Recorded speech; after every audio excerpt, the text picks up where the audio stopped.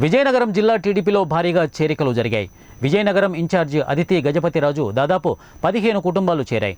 ఈ సందర్భంగా అదితి గజపతిరాజు మాట్లాడుతూ రాష్ట్రంలో అరాచక పాలన పోవాలంటే నేటి కార్యకర్తలు కంకణబద్దులై ఉండాలని అన్నారు. టీడీపీ ప్రభుత్వం వచ్చేందుకు ప్రతి కార్యకర్త తప్పకుండా టీడీపీకే ఓటేయాలని కోరారు. గతంలో చంద్రబాబు ప్రభుత్వ హయాంలో ప్రతి ఒక్కరికి లబ్ధి పొందేలా పలు పథకాలను ప్రవేశపెట్టారని అదితి గుర్తు చేశారు.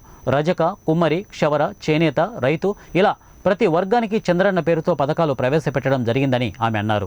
వాళ్ళు ఓన్గా వాళ్ళ కాళ్ళ మీద వాళ్ళని నిలబడేలా ఒక సహాయం ఇచ్చారు చంద్రబాబు నాయుడు గారు ముఖ్యమంత్రిగా ఉన్నప్పుడు.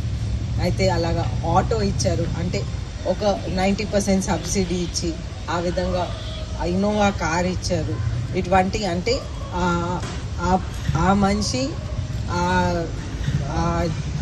వాళ్ళ జాబ్ని ముందుకు తీసుకువెళ్ళొచ్చాడు. అలాగే ఎలక్ట్రీషియన్స్కి ఎలక్ట్రీషియన్ కిట్స్ ఇచ్చారు, అలాగే ప్లంబర్స్కి ప్లంబర్ కిట్స్ ఇచ్చారు. ఇవన్నీ మీ అందరికీ మీ పనిలో మిమ్మల్ని హెల్ప్ చేయటానికి అనేది ఎన్నో వాళ్ళ అవసరాలకి వాళ్ళు ఇచ్చారన్నమాట.